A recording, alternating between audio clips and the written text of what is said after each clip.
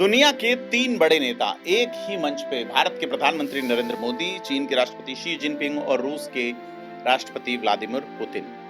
और बीच में पाकिस्तान का दबा दबा स्वर और दूर बैठा बेचैन अमेरिका। यह सिर्फ एक दौरा नहीं था, यह भारत की विदेश नीति, भारत की ताकत और भारत की वैश्विक स्थिति का असली इम्तिहान था, जिसका वास्तविक परिणाम तो कुछ दिनों बाद नजर आएगा।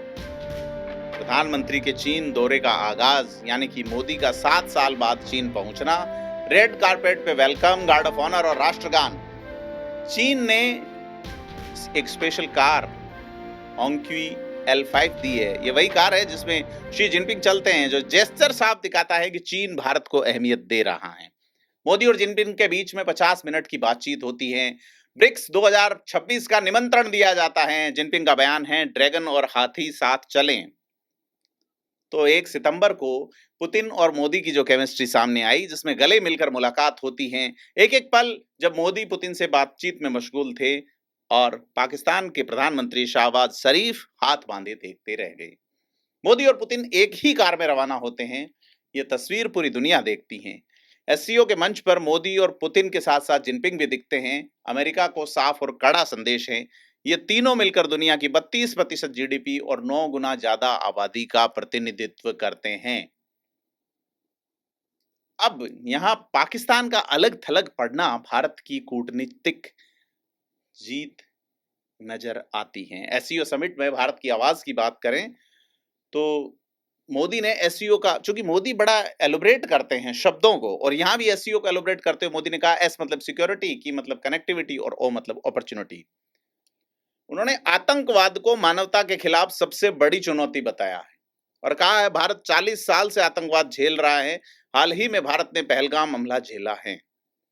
तो बड़ा सवाल उठा कि क्या कुछ देशों का खुलेआम आतंकवाद को समर्थन देना स्वीकार किया जा सकता है, और ये मुद्दे पाकिस्तान के सामने रखे गए और तियानजिन डिक्लेरेशन में सभी देशों ने पहलगाम हमले की निंदा की और भारत को एक बड़ा ग्लोबल सपोर्ट मिला है।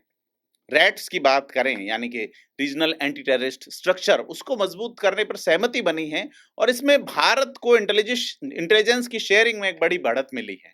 और सीधे तौर पे है कि पाकिस्तान के पीएम शहबाज शरीफ की ओर जाएं, उन्होंने भारत पे आरोप लगाया, पर साफ था कि एससीओ में कोई भी पाकिस्तान का पक्ष नहीं ले रहा और कुछ ठोस नतीजे भी हुए हैं।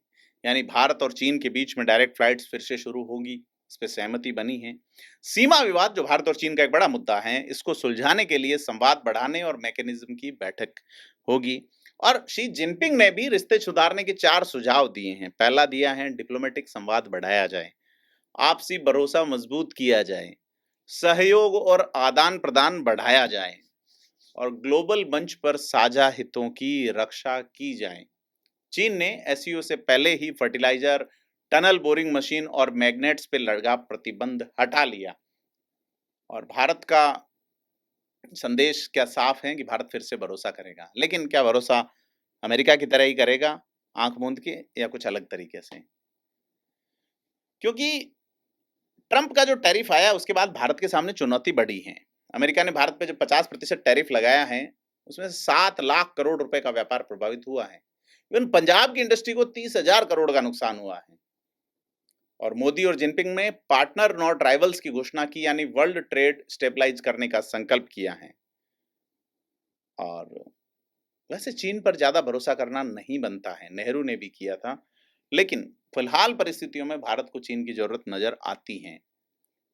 और भारत अगर आयात ही करता रहा, निर्यात नहीं बढ़ाएगा, तो ट्रेड डेफिसिट कम कैसे करेगा?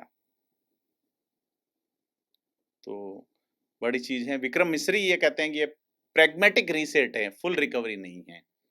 तो इसका प्रभाव तो अमेरिका पे पड़ा है सीधे तौर पे कि ट्रंप जो है वो बेचैन नजर आ रहे हैं। पहले जो है वो ट्रंप की सोशल मीडिया पोस्ट देखें तो भारत पे तंज कस रहे थे, कुछ समय तक चुप रहे और फिर से गुस्सा। मतलब एससीओ में मोदी की मौजूदगी ने असर डाला है। और बड़ी चीज है कि ट्रंप को माना जा रहा था कि वो थोड़े नरम पड़ेंगे और टैरिफ टाल देंगे, या फिर टैरिफ बढ़ा देंगे। लेकिन अब बयानबाजी लगातार, चाहे मार्क रूबियो को सुनो अपन या दूसरों नेताओं को अमेरिका के, तो वो लगातार भारत विरोधी बयान दे रहे हैं। तो भारत, चीन और रूस की जो करीबी हैं, अमेरिका पे बड़ा दबाव है। तो अमेरिका के जो वित्तीय मामलों का वो देख रहे हैं, उन मंत्री का ये कहना है कि 2 बड़े तानाशाहों के बीच में मोदी का खड़ा होना ठीक नहीं है, बड़े लोकतंत्र का। तो अ, भारत अभी भी सीधी टक्कर नहीं लेना चाहता, मतलब एससीओ में भी भारत ने ट्रंप के खिलाफ कुछ भी खुलकर नहीं कहा। और अमेरिकी मीडिया में क्या चल रहा है अगर ये देखें तो ब्लूमबर्ग ये कह रहा है ट्रेड वॉर ने भारत और चीन को करीब लाया है। और न्यूयॉर्क टाइम्स ये कह रहा है भारत तीसरी बड़ी अर्थव्यवस्था की राह पे था, लेकिन ट्रंप की नीति ने उसे झटका दिया है। और फॉरेन पॉलिसी का कहना है कि भारत को सतर्क रहना होगा, चीन रूस की चाल उल्टी भी पड़ सकती है। तो अमेरिकी थिंक टैंक चेतावनी दे रहे हैं कि ट्रंप भारत को चीन के खिलाफ चाहिए, पर टैरिफ से भारत दूर जा रहा है। कि ट्रंप को चाहिए भारत जो है वो चीन के खिलाफ रहे, लेकिन अब टैरिफ के कारण आप उसको नजदीक कर रहे हैं। और जर्मन मीडिया का यह दावा है कि मोदी ने ट्रंप का फोन नहीं उठाया। अब यह सब बताता है कि अमेरिका अब भारत की स्वदेश नीति से असहज है। तो भारत की नीति मल्टी अलाइनमेंट रही है। भारत का यह कहना है कि अमेरिका के भी हम साझेदार रहेंगे और चीन और रूस से भी रिश्ते मजबूत करेंगे। तो भारत ने ये दिखाया है कि वह गुटनिरपेक्ष भारत नहीं बल्कि बहुपक्षीय भारत हैं। मोदी का चीन दौरा साबित करता है कि भारत अब सिर्फ देखने वाला नहीं बल्कि तय करने वाला खिलाड़ी है। और इन सब के बीच में अगर बात करें कि बीजिंग से तियानजिन तक की इस यात्रा ने साफ किया कि भारत अब किसी का मोहरा बन के नहीं रहना चाहता। भारत अपनी चाल खुद चुनना चाहता है। चीन की मेजबानी, रूस की दोस्ती और पाकिस्तान की घबराहट सब दुनिया को दिखा रही है कि भारत की आवाज कितनी बुलंद है। और अगर ट्रंप की नींद उड़ी है तो यह भारत की कूटनीति की एक बड़ी सफलता मानी जा सकती है। आने वाले महीनों में टैरिफ का संकट कैसे सुलझेगा यह वक्त बताएगा, लेकिन इतना तय है कि अब दुनिया को भारत को नजरअंदाज करने का हक नहीं रहा।